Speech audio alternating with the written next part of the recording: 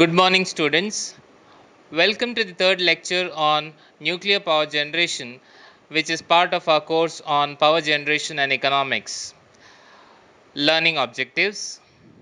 At the end of this video lecture, students will be able to discuss the basic concepts of control of nuclear reactor, classify the nuclear reactors based on type of core used, type of fuel used, type of moderator used, etc. Discuss the various methods of disposing nuclear waste. Control of nuclear reactor. The main objective of control of a nuclear reactor is to control its heat output. This in turn controls the power output of the nuclear power plant. Hence, control can be achieved by controlling the number of neutrons produced in the fission reaction. Also, the control objective includes automatic start, regulation and shut off of the nuclear reactor. The multiplying factor K is defined as a number of neutrons in one generation divided by number of neutrons in the preceding generation.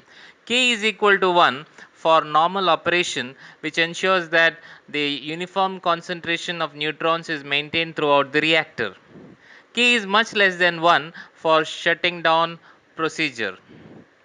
Mainly, the control rods consist of elements like boron, hafnium and cadmium, which are having high cross-sectional area for easy absorption of neutrons. These elements are alloyed with steel to form control rods.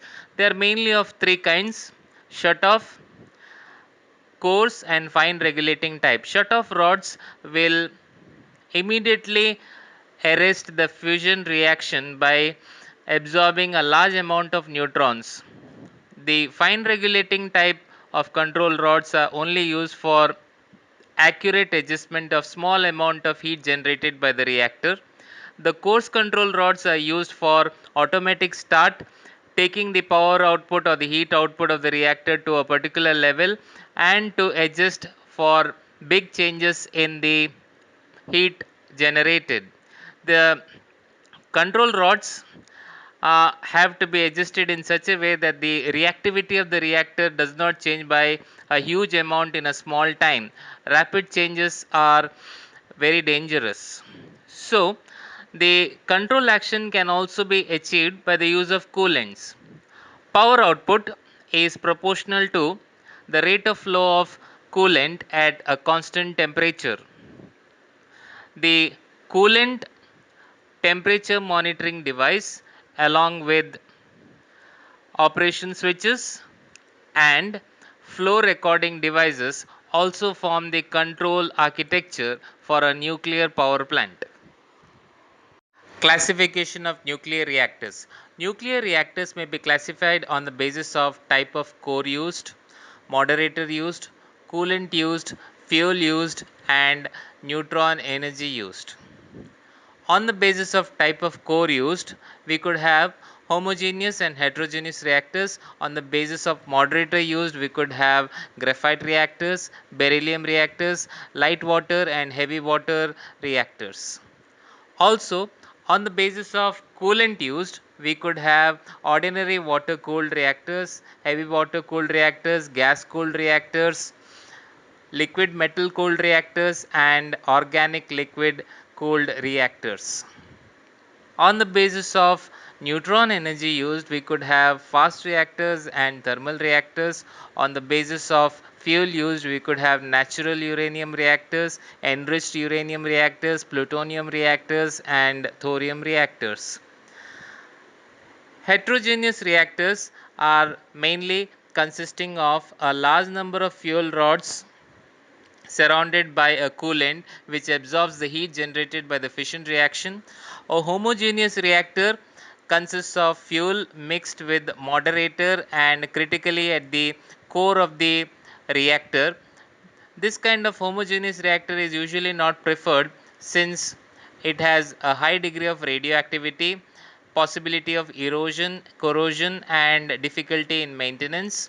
Natural uranium is also not preferred. Usually light water cooled, moderated and slightly enriched uranium reactors are commonly used in nuclear power plants. Disposal of nuclear waste. Nuclear waste in the form of solid, liquid, and gaseous forms mainly consists of radioactive material and needs to be disposed of on regular intervals. Solid, liquid, and gaseous forms are dealt with separately. In gaseous form, the gases containing radioactive material need to be filtered and let off into the atmosphere at great heights. Also, these gaseous wastes may consist of carbon dioxide and radioactive iodine, which can be hazardous. Fire is a very low possibility in nuclear reactors, but fire hazard can lead to gaseous waste which needs to be processed separately in cleanup plants. Also, liquid waste in the form of wastewater needs to be treated and let off into the ground. Otherwise, groundwater can become hazardous to human health and environment.